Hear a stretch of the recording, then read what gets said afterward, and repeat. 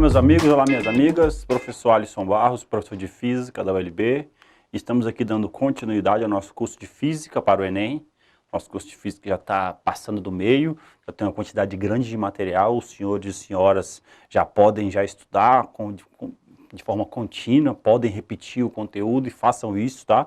Repitam o conteúdo, porque a repetição que naturalmente vai levar os senhores e senhoras à perfeição. Então repitam.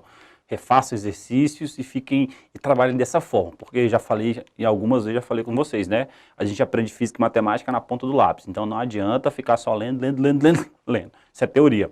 A gente tem que passar para a prática, tá? Então, dando continuidade ao nosso curso, a gente vai entrar na segunda página do nosso edital aqui do nosso curso, aula 8, né?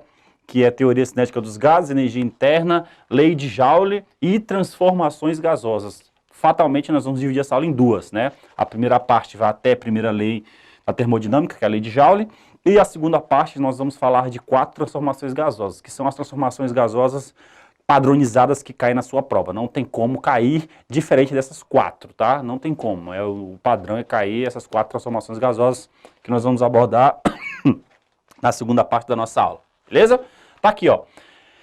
É a primeira parte da nossa aula que vai até a lei de Joule. Então nós vamos falar um pouco de teoria cinética dos gases, o conceito de energia interna, que é fundamental para a gente entender a primeira lei da termodinâmica, que é um princípio de conservação de energia, já vai inserindo, já vai introjetando esses conceitos na cabeça de vocês, tá? Um gás perfeito, que é o que nós vamos tratar, é um modelo matemático. Gás perfeito não existe, tá? É um modelo matemático que a física utiliza para descrever um gás, que se aproxima do gás real. Então nós fazemos uma série de aproximações e pegamos esse modelo e utilizamos para o gás real. Com algumas aproximações fica muito parecido, fica próximo à realidade. Mas veremos que não descreve a realidade, é um modelo. Por isso que o nome é gás perfeito, tá? E equação dos gases perfeitos. Energia interna, vamos falar do gás monoatômico apenas, tá? E vamos terminar falando sobre a primeira lei da termodinâmica, ou lei de Joule, tudo bem? Vamos lá, ó. Gás perfeito ou gás ideal? Reforço com vocês, ó. Gás perfeito ou ideal, ou seja, é um modelo matemático que nós utilizamos para descrever um gás real, que é o nosso gás real do dia a dia, tá? Então, nesse modelo matemático, nós temos algumas características básicas, ou premissas, ou fundamentos do modelo. São esses fundamentos que nós utilizamos para desenvolver toda a teoria por trás da ciência relacionada com a teoria cinética dos gases. Vamos entender esses preceitos? Pode ser que caia uma questão teórica dessa na prova, tá? Os postulados, ou os preceitos de um gás perfeito ou ideal. Um gás perfeito é um sistema formado por um grande número de partículas pontiformes. Partícula pontiforme é aquela partícula que nós desprezamos o seu volume. Já começa aí a abstração, ó. É como se ela não tivesse volume. Ela não tem forma, não tem volume, tá? Mas ela tem massa, vamos ver isso, tá? Isso aqui é teoria, tá? Então isso aqui é um conceito, uma abstração. Um gás perfeito é um sistema formado por um grande número de partículas pontiformes dotadas de movimento caótico. Então, são partículas pontiformes dotadas de movimento caótico dentro do cilindro, ali dentro do recipiente, tá? Tá louca, tá indo para tudo quanto é lado. Simples assim, tá? Segundo postulado, suas partículas têm massa maior que zero, eu falei para vocês. Então, nós estamos num gás ideal que tem massa, mas por ser uma partícula pontiforme não tem volume, que é o próximo postulado, ó. Seus volumes são nulos, ou seja, o volume é igual a zero. Já perceba, isso não existe. Por isso que é um gás ideal. É um modelo matemático para descrever a realidade. E nós precisamos fazer alguns postulados. E esse é um postulado. Logo, nós sabemos que é uma abstração aqui nesse caso, tá? 4. Não existe força de interação, atração ou repulsão entre as partículas, ou seja, a gente considera que ela tem massa, mas a gente não considera que existe força de atração gravitacional entre elas. Mais uma abstração. Por quê? Porque nós sabemos que existe sim força de atração gravitacional entre as partículas. Mas aqui no caso ela é tão pequena tão minúscula que a gente despreza. Essa é a ideia. Da mesma forma, acontece com a força eletrostática. Elas vão estar colidindo dentro do recipiente, vão estar colidindo com a parede, fatalmente elas vão estar carregadas eletricamente. Vamos imaginar que isso normalmente acontece, tá? Mas pelo fato de ser uma carga muito minúscula, a força elétrica, seja de atração ou de repulsão, é quase nula. Então a gente vai e despreza no nosso modelo. Mas perceba, isso está acontecendo permanentemente. Mas para facilitar o nosso estudo, nós desprezamos algumas coisas. E aqui a força, a interação gravitacional e a interação eletromagnética a gente despreza, tá? Então isso é mais um postulado. Quinto postulado. Toda a energia interna se encontra na forma de energia cinética translacional. Energia cinética nós já vimos, é a energia relacionada com o movimento das partículas. Se tem massa e velocidade, tem energia cinética. Translacional significa o quê, professor? Agora a gente tem 3 tipos de energia cinética, tratando desse assunto aqui. A energia cinética translacional, que é quando a partícula sai de um ponto a outro. A energia cinética rotacional, que ela está parada, mas ela está girando. E a energia cinética vibracional. Pensa só, ela está vibrando, como se fosse uma mola. Em cada pontinha da mola eu tenho uma bolinha de bilhar. Ela está vibrando. Nesse caso aqui, o nosso modelo considera que as minhas partículazinhas pequenininhas lá, ó, elas só estão se deslocando ou se transladando de um ponto a outro. Ela não gira de um ponto a outro e ela não vibra de um ponto a outro. Ela simplesmente translada, sai de um ponto e chega em outro ponto da mesma forma, sem associar energia cinética rotacional e sem associar energia cinética translacional. Entendeu que é mais uma abstração? Porque nós sabemos que existem moléculas que estão nesse gás. Se tem moléculas, tem ligação. Se tem ligação, tem energia vibracional. Se tem ligação, ela vai estar girando em torno de um eixo. Então existe sim, mas é uma abstração que nós usamos porque a maior parte da energia vai ser energia cinética. Então a gente vai e considera que toda a energia cinética translacional. Só isso, tá? 6. Possuem velocidade e obedecem às leis de Newton. Opa! As nossas partículas obedecem às 3 leis de Newton. Esse é um pressuposto. Por quê? Porque a teoria cinética dos gases é uma teoria clássica, é uma teoria da física clássica. Existe a teoria cinética dos gases para a física moderna. Aí todas essas abstrações que nós fizemos, a gente afasta, certo? A gente fala assim, ó, a gente não pode ter as abstrações. A gente precisa inserir na teoria coisas que estão relacionadas com a realidade. Por exemplo, as energias cinética translacional, vibracional, rotacional. Na teoria moderna já está embutido esse conceito e a equação consequentemente muda. Aqui é o nosso modelo mais simples, tá? A ideia é essa. Se propaga em linha reta. Então pensa assim, ó. Dentro do meu recipiente, a minha partícula não faz esse movimento. Ela sempre se desloca em linha reta, movimento retilíneo, que fica mais fácil para aplicar as leis de Newton. Sabemos que isso também é uma abstração, porque não tem condição. Uma molécula não vai andar em linha reta permanentemente, ela vai de alguma forma colidir, vai mudar de direção, pode executar um movimento circular, não tem jeito. Isso é uma dinâmica muito grande no recipiente, só que nós consideramos que elas vão todas propagar-se em linha reta, que é o mais comum, mais uma abstração, né?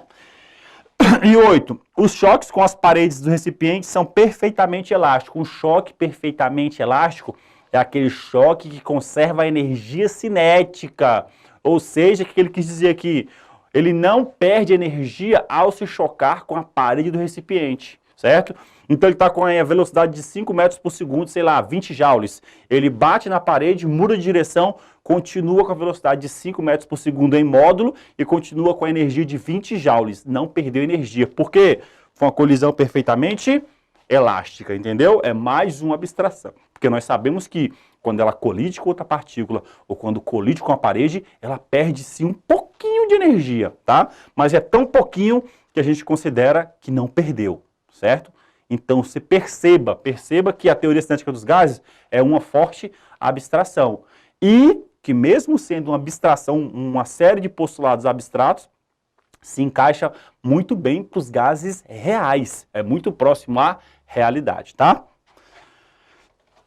Então, esses são os nossos postulados. Está aqui, ó, nossa situação todinha aqui, ó. Eu tenho um recipiente, eu tenho as minhas partículas pontiformes, possuem massa, mas não possuem volume, é a primeira premissa, lembram disso?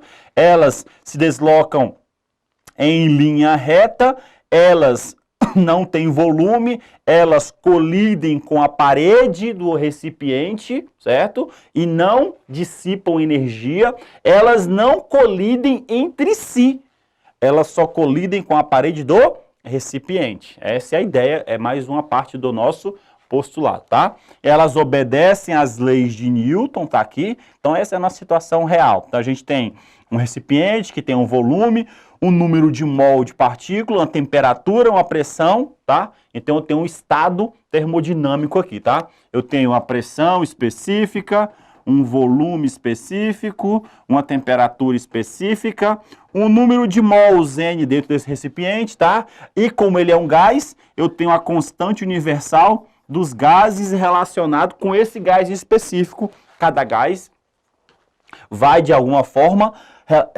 se relacionar com a constante universal. Por isso que a constante é universal. Ela vai tratar de todos os gases, tá? R. Então, esse estado termodinâmico aqui, ó, PVT, nós vamos tratar com mais propriedade quando falarmos da equação de Clapeyron. Já vamos ver. Tá aqui ela, ó. Pronto.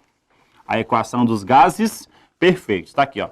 Nos gases ideais ou gases perfeitos, que é o que nós estamos estudando, a relação pressão, volume e temperatura é descrita pela equação dos gases perfeitos, a equação de Clapeyron. Relaciona pressão, volume, número de mols, constante universal dos gases e a temperatura. Lembre que nós estamos falando dessas grandezas ou desse estado termodinâmico. Professor, estado termodinâmico, ó, pressão, volume e temperatura, tá? Então, isso aqui vai caracterizar um estado termodinâmico, tá? Todas as unidades aqui vão estar no sistema internacional. Logo, tá? Eu vou ter minha pressão em Pascal, meu volume em metro cúbico, o meu N, que é o número de mols, número de moles em mol, R, que é a constante dos gases ideais, que ele vai ter que te fornecer um valor aproximado, tá? 8,3 ou 8,4 Joule mol Kelvin. E a temperatura, que é dada aqui em Kelvin, tá? Então lembre dessa equação aqui, ó. É dela que sai aquela formulazinha que você já sabe, ó. PVT Tó. Sai daqui. São dois estados termodinâmicos distintos. Foi uma transformação gasosa. Saiu do estado inicial e foi para o estado final. Vamos ver isso já já, tá? Tá aqui, ó. Vamos ver agora.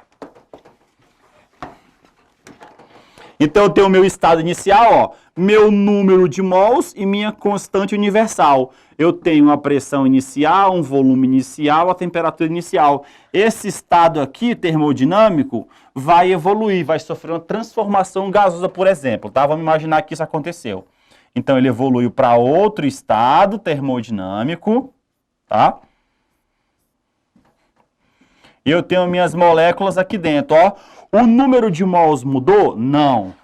A constante universal mudou? Também não. O que mudou, professor? Pode ter mudado a pressão, o volume ou a temperatura. Ou só um deles. Mudou só a pressão, mudou só o volume, mudou só a temperatura. Ou mudou os três, tá? Então, o que nós fazemos nesse caso? Nós correlacionamos os dois estados. Aplicando a equação dos gases ideais aqui, ó. PV é igual a nRT. Aqui é o P inicial, volume inicial, temperatura inicial, tá? No outro estado, PV é igual a nRT.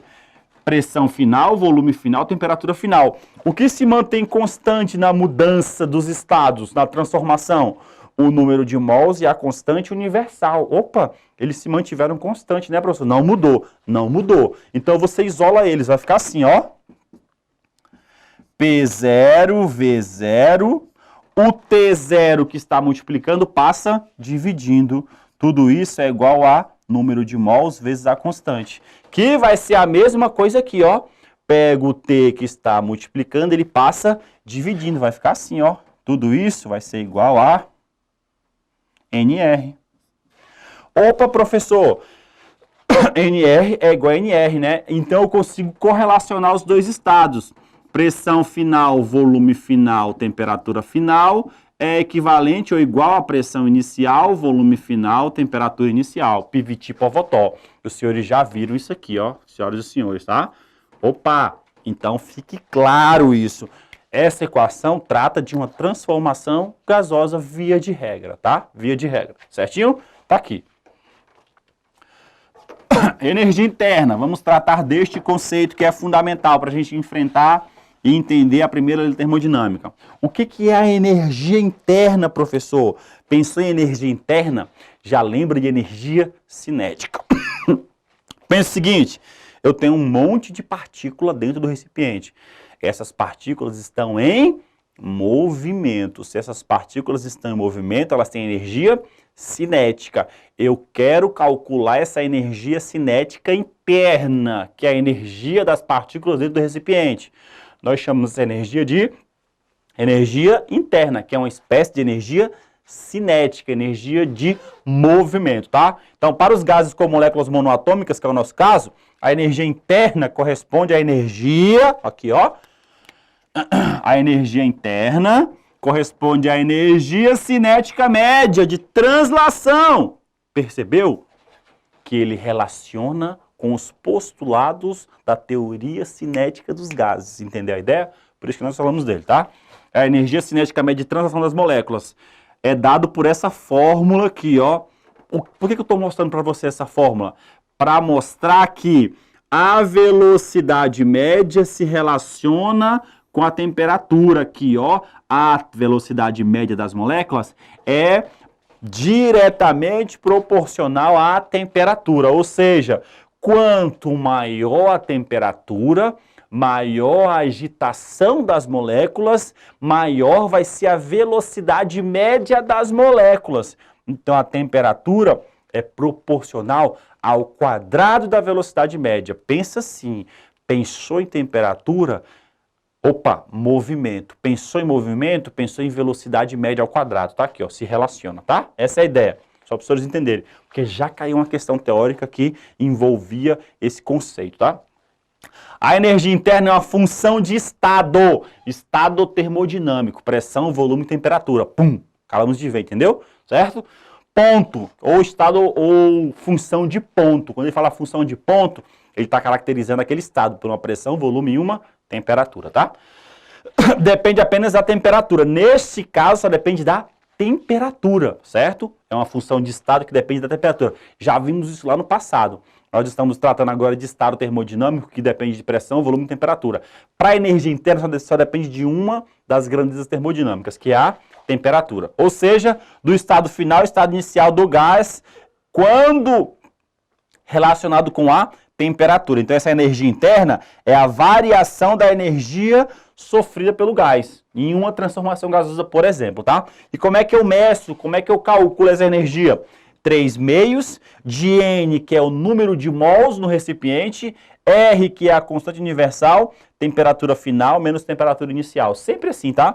Ou vai ser 0 e 1, ou vai ser 1 e 0, sempre é final menos inicial. Pensa assim, então como é o 2, é o estado 2. Saiu do estado 1 para o estado 2. Mudou de temperatura. Simples assim, tá? Vamos ver?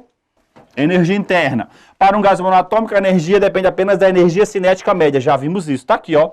Energia interna é como se fosse a energia cinética média das moléculas. Pensa nisso, tá? Pronto. Então, vamos lá, ó. Então, aqui, ó. A energia interna relacionada com a energia cinética é 3 meios de nRT para um estado, tá? Uma temperatura. Professor, esse nRT, eu lembro que nós vimos a equação dos gases ideais, que é PV igual a nRT. Sim, tá aqui ele, ó. Então, nós podemos substituir a grandeza termodinâmica temperatura pelas grandezas pressão e volume. Tá aqui, ó. A gente vai chegar num resultado da mesma forma, tá? A variação da energia interna. Por que variação da energia interna?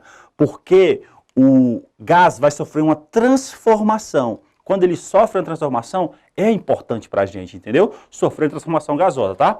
Então, a variação da energia interna de uma massa de gás perfeito depende exclusivamente da sua temperatura. Opa! A variação da energia interna depende da temperatura.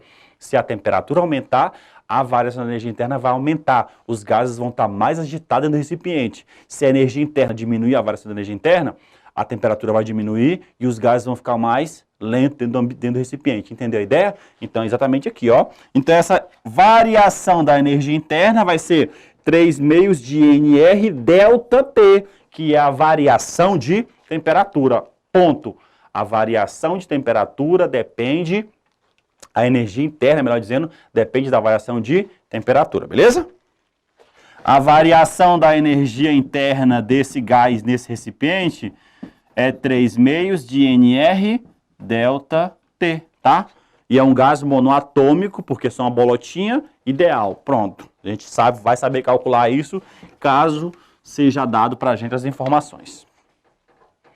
Primeira lei da termodinâmica, ou lei de Joule. Eu precisava falar de variação da energia interna para a gente discutir um pouco sobre a primeira lei da termodinâmica, tá? O que essa primeira lei diz? Num sistema termicamente fechado. Opa, termicamente fechado. É o primeiro conceito. Então, o sistema termicamente fechado é aquele que não vai perder calor para o meio. Simples assim, tá? Ele vai receber calor ou vai ceder uma quantidade de calor, mas ali dentro as transformações, a parede não vai se esquentar, as moléculas não vão perder calor com atrito, não vai perder nada. A gente não vai ter perda de energia dessa forma, tá?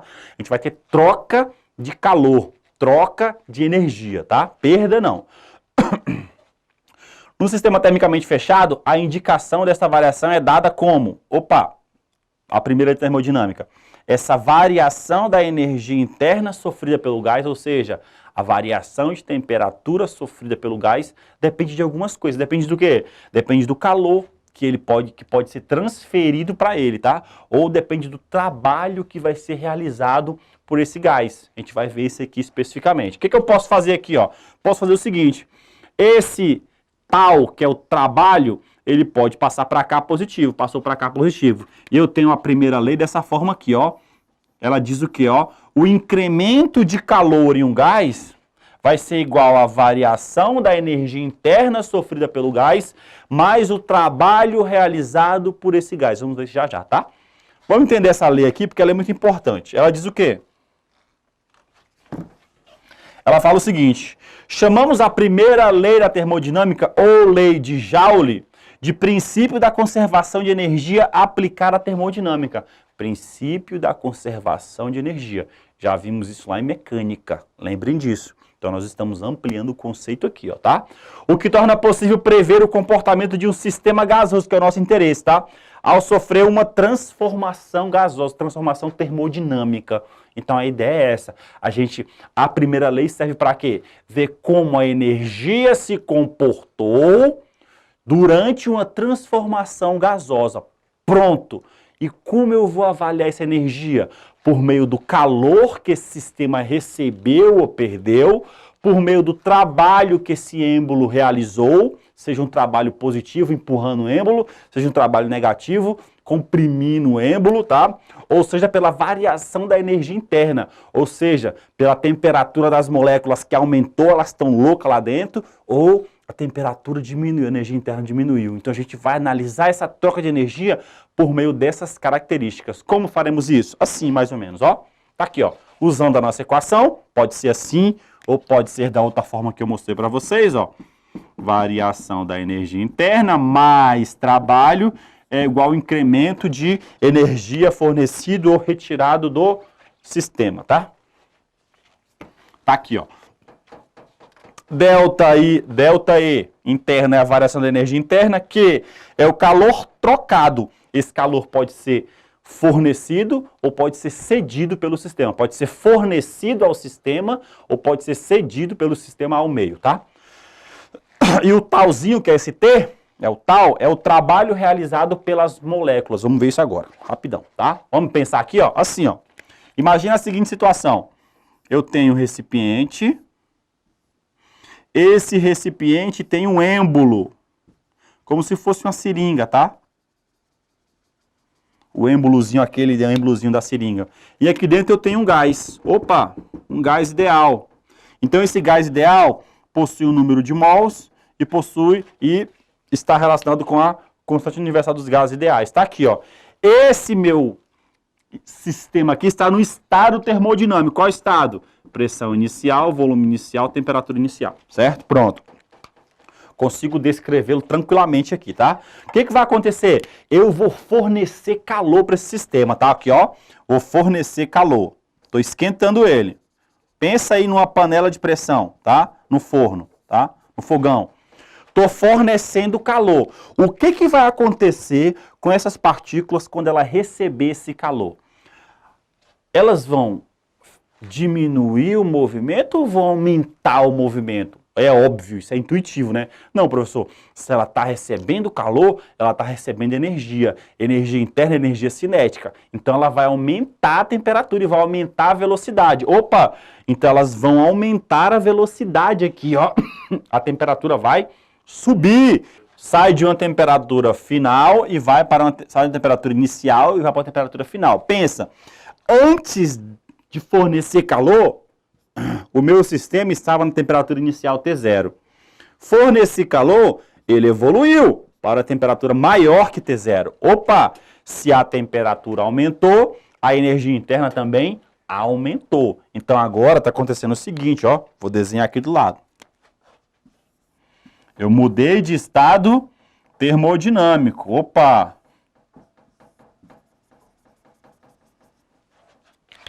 As partículas estão vibrando mais rapidamente, transladando, melhor dizendo, errei, né? Mais rapidamente aqui dentro, colidindo com as paredes mais vezes, tá? E eu mudei o meu estado termodinâmico. Pressão final, volume final, temperatura inicial. O meu número de mols e constante universal continuam os mesmos, não mudou, tá? Percebe que aconteceu outro fenômeno aqui, ó. Eu já percebi, professor, que a variação da energia interna aumentou. Aumentou, porque as partículas se movimentam mais. Se as partículas estão se movimentando mais porque receberam calor, consequentemente, a variação da energia interna também aumentou. Se perdeu calor, elas vão se movimentar menos. Perdeu energia interna, entendeu a ideia? Certo? Eu percebi outra coisa aqui, professor. O êmbolo subiu. Opa, ó, ele subiu o êmbolo, ó. Exatamente, tá? Então o volume aumentou. Aqui era um volume inicial e ele foi para um volume final maior, tá? Houve a realização de trabalho, ou seja, as partículas realizaram trabalho. Opa, professor, então se aumentou o volume, houve uma realização de trabalho pelo gás. O gás realizou trabalho. Por quê? Ele colidiu mais vezes na parede do recipiente, consequentemente ele evoluiu, entendeu a ideia? E se perdesse calor, professor? Ele ia colidir menos e o volume ia diminuir, entendeu a ideia? É lógico aqui, tá? Então olha para cá, o que aconteceu, ó? Uma quantidade Q de calor foi fornecida ao sistema.